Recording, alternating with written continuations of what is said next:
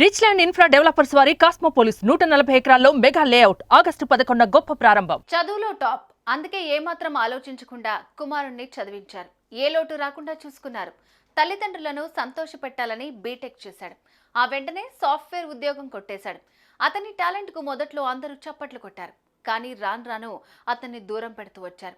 ఎంతో టాలెంట్ ఉన్నా కంపెనీ మాత్రం వాల్యూ ఇవ్వడం లేదని మనస్తాపానికి గురయ్యాడు. ఇక సెలవు అంటూ కన్నవారిని వదిలి 23 ఏళ్ల వయసులోనే అనంత లోకాలకు వెళ్లిపోయాడు. ఇంతకీ ఏం జరిగింది?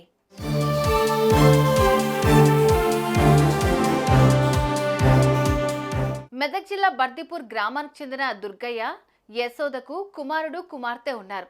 కుమార్తెకు పెళ్లి చేశారు. అటు కుమారుడు ఇంజనీర్ అవుతాను అనడంతో బీటెక్ లో చేర్పించారు. ఇంటర్ అవగానే గ్రామాన్ని కన్నవారిని వదిలి హైదరాబాద్ వచ్చాడు. బీటెక్ కంప్లీట్ చేశాడు. ఇంతలోనే రాయదుర్గంలోని ఓ సాఫ్ట్వేర్ కంపెనీలో జాబ్ వచ్చింది. దీంతో ఫ్రెండ్స్ తో కలిసి ఆర్టీసీ క్రాస్ రోడ్స్ లో ఓ రూమ్ రెంట్కి తీసుకుని ఉంటున్నాడు.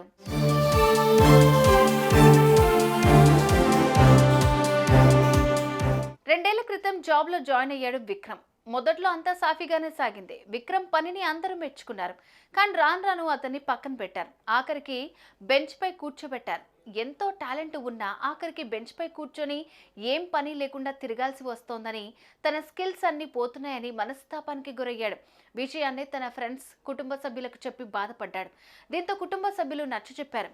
ఈ కంపెనీ కాకపోతే మరొకటి అన్నారు. అయినా బాధపడుతూనే ఉండేవాడు.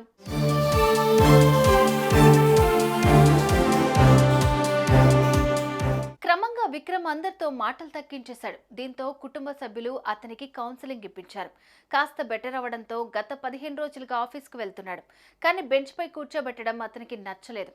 ఉద్యోగంలో ఎదగటం లేదని లోపలే కుమిలిపోయాడు. ఫ్రెండ్స్తో తాను ఎదుర్కొంటున్న ఇబ్బందుల గురించి చెప్పాడు. ఆ మరుసటి రోజు ప్రతిరోజులాగానే ఆఫీస్కి వెళ్తున్నానని చెప్పి రూమ్లో నుంచి వెళ్ళాడు. ఆఫీస్ వరకు వెళ్లిన విక్రమ్ లోపలికి వెళ్లకుండా బయటే ఉండిపోయాడు. ఆ తర్వాత సిటీలోని పలు ప్రాంతాల్లో తిరిగాడు. తన ఫోన్లో ఎలా చనిపోవాలి అని సెర్చ్ చేసుకున్నాడు. ఎలా చనిపోతే నొప్పుండదు అని వెతికాడు. ఆ తర్వాత పటాన్చేరు వెళ్ళాడు. అక్కడ చెట్ల పొదల్లో చెట్టుకు ఉరివేసుకుని ఆత్మహత్య చేసుకున్నాడు.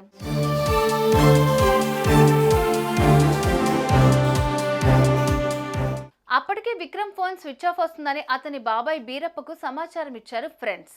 అతను కాస్త రాయదుర్గం పోలీసులకు ఫిర్యాదు చేయడంతో పోలీసులు కేసు నమోదు చేసుకుని దర్యాప్తు చేపట్టారు. అటు విక్రమ్ ల్యాప్టాప్లో అతని లొకేషన్, గూగుల్ సెర్చ్ హిస్టరీ చూసి పోలీసులకు వివరాలు అందించారు. విక్రమ్ ఆఖరి లొకేషన్ పటాన్చేరులో ఎండ్ కావడంతో అక్కడికి వెళ్లారు. అలాగే అతని గూగుల్ హిస్టరీ ఆధారంగా ఆత్మహత్య చేసుకుని ఉంటాడని చుట్టుపక్కలంతా వెతికారు. ఇంతలోనే విక్రమ్ మృతదేహం ఓ చెట్టుకు వేలాడుతూ కనిపించింది. దీంతో పోలీసులు మృతదేహాన్ని పోస్టుమార్టం నిమిత్తం ప్రభుత్వ ఆసుపత్రికి తరలించారు.